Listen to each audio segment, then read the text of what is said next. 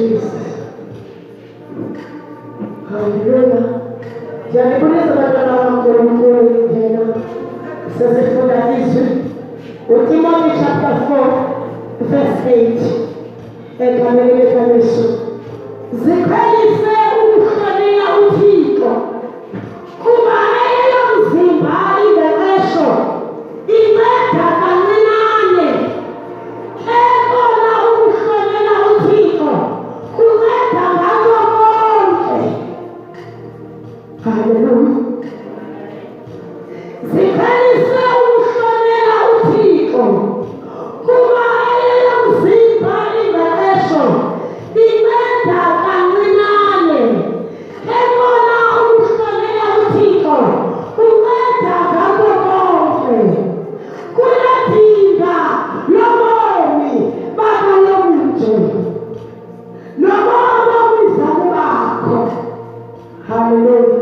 Amen. Hallelujah. Hallelujah. Anishtani yote apina wako zikari sukushone lutiko zikari sukari lutiko maina ikwe pale nileyo kuele maina ikwe pinayo kuele kwa ikwe machola kulu imata kongego. Magari kwa machola chopa ingeni ila uti iyapanati unapanati katika maisha ya uzima leti uzima umane uzima wako ukutie tatoi imeta sakuna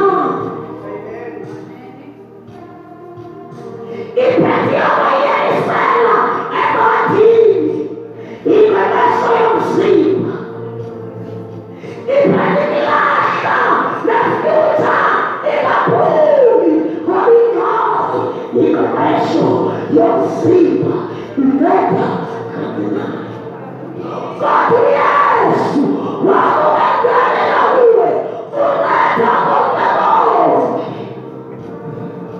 unamaka wakuleta mpima yako. Tatu Yesu amukakaeshi tatu Mungu amukakaeshi ekameni wa Yesu bali